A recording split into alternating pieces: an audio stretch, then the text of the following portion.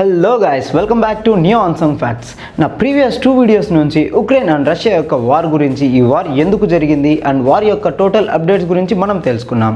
ఈ వార్ గురించి మీకు ఇంకా ఏమన్నా డౌట్స్ ఉంటే కింద కామెంట్ చేయండి. మీ ప్రతి ఒక్క క్వశ్చన్కి ఆన్సర్ చేయడానికి నేను మ్యాక్సిమం ట్రై చేస్తాను. అండ్ ప్రస్తుతం ఈ వీడియోలో ఈ వార్ ఇలానే కంటిన్యూ అయితే మన కంట్రీ అయిన ఇండియా మీద అండ్ ఇండియన్ ఎకానమీ మీద ఎంత ఎఫెక్ట్ ఉంటుందో మనం తెలుసుకుందాం. ఇంకెందుకు ఆలస్యం, let's get in to the topic. I'm Siddhu signing in and welcome back to new unsung facts.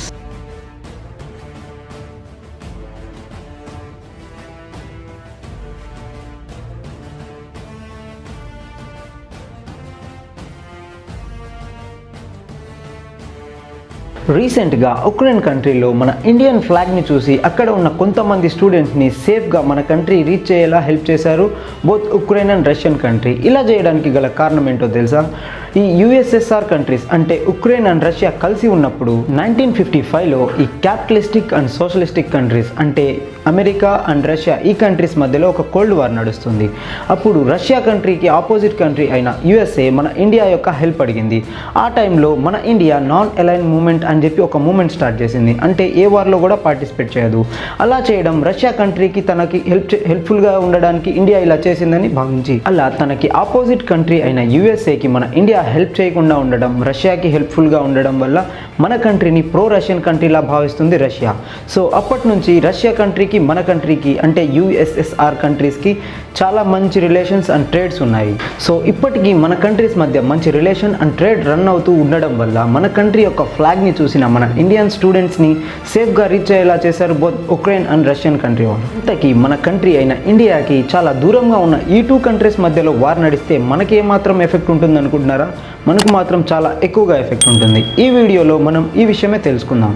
మన ఇండియాకి ఇన్కమ్ జనరేట్ చేసే సోర్సెస్ అంటే ఇన్కమ్ వచ్చే దారులు చాలా ఉన్నాయి. అందులో one of the biggest one foreign exchange. అంటే మన కంట్రీ నుంచి వేరే కంట్రీకి ఎక్స్పోర్ట్ చేయడం, వేరే కంట్రీ నుంచి ప్రోడక్ట్స్ని మన కంట్రీకి ఇంపోర్ట్ చేసుకోవడం, ఇలా దీన్ని ఫారెన్ ఎక్స్చేంజ్ అంటారు. చాలా వరకు మన కంట్రీ నుంచి ప్రతి ఒక్క కంట్రీకి ఎక్స్పోర్ట్స్ అండ్ ఇంపోర్ట్స్ చేసుకుంటూ ఉంటాం. మనం మ్యాక్సిమం యూరోపియన్ కాంటినెంట్ మొత్తంలో 40% ఆఫ్ ఇన్కమ్ మన కంట్రీకి రష్యా నుండే వస్తుంది. అండ్ రష్యా నుంచి మనం చాలా వరకు ఇన్కమ్ జనరేట్ చేస్తూ ఉంటాం. కేవలం 2020 ఇయర్లోనే మన కంట్రీకి రష్యా నుంచి $2.05 బిలియన్స్ యొక్క రిసోర్సెస్ని మనం రష్యా నుంచి తెలుసుకున్నాం. అండ్ మన కంట్రీలో ఎక్కువగా దొరికే న్యాచురల్ రిసోర్సెస్ అయిన coal, fertilisers, dry fruits, seeds, fruits, ఇట్లా మన కంట్రీలో దొరికే ప్రతి ఒక్క వస్తువుని మనం రష్యాకి ఎక్స్పోర్ట్ చేసి మన కంట్రీ యొక్క ఇన్కమ్ని పెంచుకుంటూ ఉంటాం. ఇది ఇలా ఉండగా ఉక్రెయిన్కి 1991లో ఇండిపెండెన్స్ వచ్చింది. ఈ కంట్రీ చాలా తక్కువ సమయంలో మంచిగా డెవలప్ అవుతూ ఉండడం వల్ల 1992లోనే మన కంట్రీకి ఉక్రెయిన్కి చాలా మంచి రిలేషన్ ఉంది. అంతెందుకు మన కంట్రీ నుంచి 90% ఆఫ్ ఫార్మాసిటికల్ యొక్క ప్రోడక్ట్స్ మనం ఉక్రెయిన్కి ఎక్స్పోర్ట్ చేసి మన ఇన్కమ్ని పెంచుకుంటూ ఉంటాం. అంతెందుకు రీసెంట్గా రిలీజ్ అయిన RRR మూవీ ట్రైలర్ ప్రతి ఒక్కరూ చూసే ఉంటారు. ఆ మూవీ 90% ఆఫ్ షూట్ మొత్తం ఉక్రెయిన్ కంట్రీలోనే జరిగింది. ఈ ఒక్కటి చాలు మన కంట్రీకి ఈ కంట్రీకి ఎంత మంచి రిలేషన్ ఉందో చెప్పడానికి. So both Russian and Ukraine country మన కంట్రీకి చాలా మంచి ఇన్కమ్ ఇచ్చే సోర్సెస్. ఇలా మన కంట్రీలో దొరికే న్యాచురల్ రిసోర్సెస్ మన కంట్రీ నుంచి ఈ కంట్రీస్కి ఎక్స్పోర్ట్ చేయడం వల్ల అండ్ మనకి అవసరమైన వస్తువులు ఆ కంట్రీ నుంచి ఇంపోర్ట్ చేసుకొని మన కంట్రీ యొక్క ఇన్కమ్ కొన్ని మిలియన్స్ కాదు కొన్ని బిలియన్స్ ఆఫ్ డాలర్స్ పెంచుకుంటుంది మన కంట్రీ. ప్రస్తుతం మనం ఎక్కువ పే చేసి కొనుక్కుంటున్న మనకు నిత్యావసరమైన వస్తువు పెట్రోల్. ఈ పెట్రోల్ ప్రైస్ మీరు ఈ వీడియో చూసే లోపల ₹5 నుంచి ₹10 వరకు పెరిగే ఛాన్సెస్ ఉంది. ఎందుకో తెలుసా? మన కంట్రీ అయిన ఇండియా మ్యాక్సిమం ఈ క్రూడ్ ఆయిల్ని, ఈ ఫ్యూయల్ ప్రోడక్ట్స్ని రష్యా నుంచి ఇంపోర్ట్ చేసుకుంటుంది. ఇలా చేయడం వల్ల మన కంట్రీలో చాలా ప్లేసెస్లో పెట్రోల్ యొక్క ప్రైజెస్ పెరిగే ఛాన్సెస్ ఉన్నాయి. జస్ట్ ఇలా పెట్రోల్ ప్రైజెస్ పెరగడం వల్ల మన కార్స్ అండ్ బైక్స్ ఎక్స్పెన్సెస్ మాత్రమే కాదు, టోటల్ కంట్రీలోని ట్రాన్స్పోర్టేషన్ ఛార్జెస్ పెరిగే ఛాన్సెస్ ఉన్నాయి. అంటే మనం ట్రావెల్ చేసే buses, trains and complete transportation యొక్క ఛార్జెస్ చాలా వరకు పెరిగే ఛాన్సెస్ ఉన్నాయి. మన కంట్రీస్ మధ్యలో ఫ్యూయల్ తర్వాత ఎక్కువగా ఇంపోర్ట్ అండ్ ఎక్స్పోర్ట్ అయ్యే వస్తువులు గోల్డ్, పెరల్స్ అండ్ డైమండ్స్. ఈ వస్తువులు చాలా ఎక్కువగా మన కంట్రీ నుంచి ఆ కంట్రీకి, ఆ కంట్రీలో ఫైనల్ ప్రోడక్ట్గా తయారు చేసిన తర్వాత మళ్ళీ మన కంట్రీకి ఎక్స్పోర్ట్ అండ్ ఇంపోర్ట్ అవుతూ ఉంటాయి. ఇలా చేయడం వల్ల అంటే ఈ వార్ జరగడం వల్ల దీని ప్రైసెస్ చాలా వరకు పెరిగే ఛాన్సెస్ ఉన్నాయి. జస్ట్ ఈ క్రైసిస్ స్టార్ట్ అయిన తర్వాత 2% నుంచి 5% వరకు గోల్డ్ రేట్ పెరిగింది. మీలో ఎవరైనా డిఫరెంట్ సెక్టార్స్లో ఇన్వెస్ట్ చేసే వాళ్ళు ఉంటే ప్రస్తుతం మీ ఇన్వెస్ట్మెంట్ గోల్డ్ మీద పెట్టండి. జస్ట్ కొన్ని రోజులు అంటే ఒక్క మంత్ లోపలే మీకు డబల్ అయ్యే ఛాన్సెస్ చాలా ఎక్కువగా ఉన్నాయి. So invest in gold if you want to earn more. Russia is one of the biggest country in the world. ప్రపంచం మొత్తంలోనే విస్తీర్ణత చాలా ఎక్కువగా ఉన్న ప్రదేశం ఈ రష్యా. ఇలా ఉండటం వల్ల ఈ కంట్రీలో న్యాచురల్ రిసోర్సెస్ చాలా ఎక్కువగా దొరుకుతాయి. సో ఆ న్యాచురల్ రిసోర్సెస్ని యూస్ చేసుకొని చాలా వరకు ఫెర్టిలైజర్స్ అండ్ పెస్టిసైడ్స్ని మ్యానుఫ్యాక్చర్ చేస్తుంది ఈ రష్యా కంట్రీ. ప్రపంచంలో ప్రతి ఒక్క కంట్రీకి రష్యాలో మ్యానుఫ్యాక్చర్ అయిన పెస్టిసైడ్స్ అండ్ ఫెర్టిలైజర్స్ ఎక్స్పోర్ట్ అవుతూ ఉంటాయి.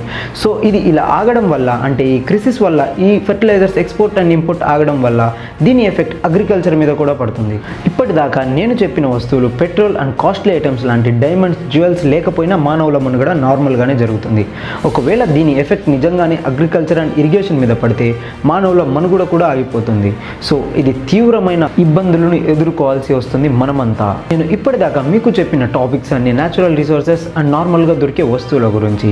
అండ్ ఇప్పుడు నేను చెప్పబోయేది టెక్నాలజీ గురించి. నేను మీకు ఒక చిన్న ఎగ్జాంపుల్ చెప్తాను, అది ఒక్కటి చాలు దీని ఎఫెక్ట్, అంటే ఈ క్రిసిస్ యొక్క ఎఫెక్ట్ టెక్నాలజీ మీద ఎంత పడిందో తెలుసుకోవడానికి. నేను రీసెంట్గా ఒక పోస్ట్ చదివాను, అంటే కొన్ని రోజుల క్రితమే ఈ పోస్ట్ చూశాను. ప్రపంచంలోనే top and best developers of cars and మోటార్స్లో ఉన్న BMW వారు కొత్తగా మ్యానుఫ్యాక్చర్ చేస్తున్న కార్స్లో మ్యూజిక్ సిస్టమ్ ఉండట్లేదు. ఇలా ఉండడానికి గల కారణం ఏంటో తెలుసా? ఆ మ్యూజిక్ సిస్టమ్ మ్యానుఫ్యాక్చర్ చేయడానికి అవసరమైన చిప్స్ కొరత చాలా ఎక్కువగా ఉండడమే. ఈ వార్ యొక్క క్రిసిస్ ఈ టెక్నాలజీ మీద కూడా ఎంత పడిందో తెలుసుకోవడానికి ఈ ఒక చిన్న ఎగ్జాంపుల్ చాలు. మీరు చూసుకున్నట్లయితే ప్రస్తుతం ఇప్పుడు ప్రతి ఒక్క సెన్సెక్స్ అన్ని డౌన్లోనే ఉన్నాయి. అంటే ప్రతి ఒక్క కంపెనీ యొక్క ఇన్కమ్, ప్రాఫిట్, లాసెస్లో పోతున్నాయి. ఈ టూ కంట్రీస్ మధ్య జరుగుతున్న ఈ క్రిసిస్ వల్ల ప్రపంచంలో ప్రతి ఒక్క కంట్రీ డైరెక్ట్గా లేదా ఇండైరెక్ట్గా ప్రాబ్లం ఫేస్ చేస్తున్నారు. ఒకవేళ ఇప్పుడు ప్రాబ్లం ఫేస్ చేయకపోయినా ఫ్యూచర్లో దీని ఎఫెక్ట్ ప్రతి ఒక్క కంట్రీ ఫేస్ చేస్తుంది. మన కంట్రీ అయిన ఇండియా ప్రస్తుతం యూజ్ చేస్తున్న 85% ఆఫ్ వెపన్స్ మనం రష్యా నుంచే కొనుక్కున్నాం. ఇలా ప్రతి ఒక్క కంట్రీకి వేరే వేరే అవసరమైన వస్తువుల్ని ఎక్స్పోర్ట్ చేస్తుంది రష్యా.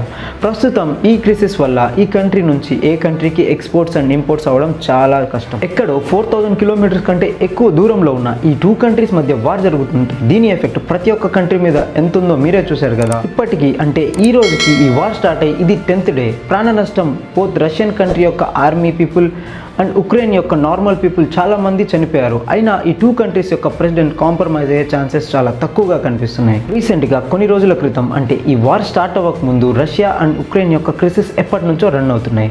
దీని గురించి ఒక ఎలక్షన్ కూడా రన్ అయింది.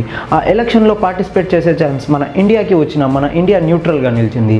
ఎందుకంటే మనకి టూ కంట్రీస్ నుంచి ఇన్కమ్స్ అండ్ ఫ్రెండ్షిప్ జోన్ ఉంది. మన కంట్రీ 1955లో నాన్ అలైన్ మూవ్మెంట్ అని ఎలా స్టార్ట్ చేసి ఎంత న్యూట్రల్గా ఉందో సేమ్ ఇప్పుడు కూడా, అంటే ఇప్పుడు జరుగుతున్న ఈ వార్లో కూడా ఎంత న్యూట్రల్గా ఉంటే అంత మంచిది. నా వీడియో మీకు నచ్చినట్లయితే లైక్ చేయండి. ఈ ఇన్ఫర్మేషన్ మీ ఫ్రెండ్స్తో లేదా కొలీగ్స్తో ఇంపార్టెంట్ అనుకుంటే షేర్ చేయండి. అండ్ కంటిన్యూగా నోటిఫికేషన్ కోసం నా ఛానల్ని సబ్స్క్రైబ్ చేసి గంట నొక్కండి. Thank you for being a part of my channel. See you soon.